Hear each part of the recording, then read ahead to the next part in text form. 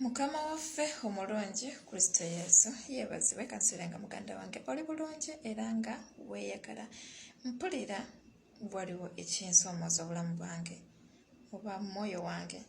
Simanyi muganda wange oyinza okuba nga tokibikkulirwangako oba tokirowoozangako tokifumitirizangako, naye mpulira ennaku neŋŋamba singa mu kusooka abantu abatusooka Adamu ne Eva tebakkiriza kulya ku muti ogwo ogw'obulamu ogw'okumanya obulungi n'obubi, okusenga ogw'okumanya obulungi n'obubi, okubeera ng'omuntu asobola okwesalirawo ng'ategeera ekituufu ekyokukola, ategeera ekikyamu ekyokukola. Kubanga kyensuubira olubereberye abantu abo Katonda ye yali abategeerera nga tebaliiwo magezi ago gamba nti kati kino ate kiri, nga bali mu mirembe gya Mukama ye abategeerera.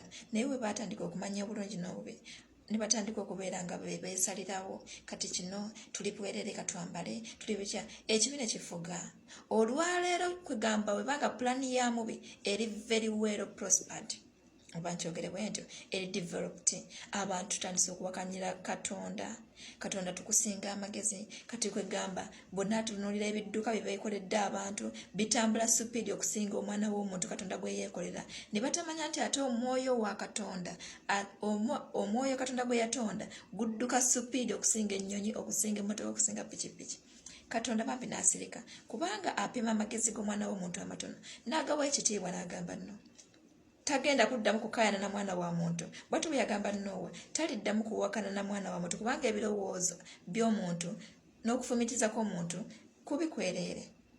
Tagenda kukaayana na mwana wa muntu, ogenda kukaayana ebitakwatagana. Abantu batandise okubeera nga batondawo ebintu by'olaba n'ogamba bannange bisinga Katonda bye yeetondera. Twegomba nnyo emirimu gy'abantu gye beekoledde ne tuleka ebya Katonda bibbowa biringa ebitasanyusa ne tubeera awo nga ne tudda kufa abantu ffe kennyini ne tunuulira feesi zaffe ne tunuulira enkula yaffe ne tugamba nno Mukama bwe wantonda si bwe nti bwennyino bwe nsaanidde okulabisibwa, kanneeteekeko kano kankole bwe nti akabina ke nkafuula akanene, amabeere kati ke ngakole bwe nti, kati ennyindo ke ngifuule bwe nti, kati akasige ke nkafuule ka bbulaaka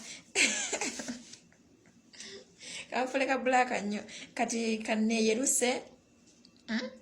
Nomaliza ng'oli mukwagala ne Mukama naye ng'ate Mukama yeetondera omuntu omulungi, ate omwoyo gw'omuntu gulabisibwa bulungi nnyo mu kifaananyi kya Mukama, okumasamasa obulabika obulungi okusinga omubiri gwe gw'olaba n'ogwonyooma. Mukama wakuweebwa kitiibwa, Masana Kazige manya mbagala nnyo. Be blessed in Jesus' mighty name.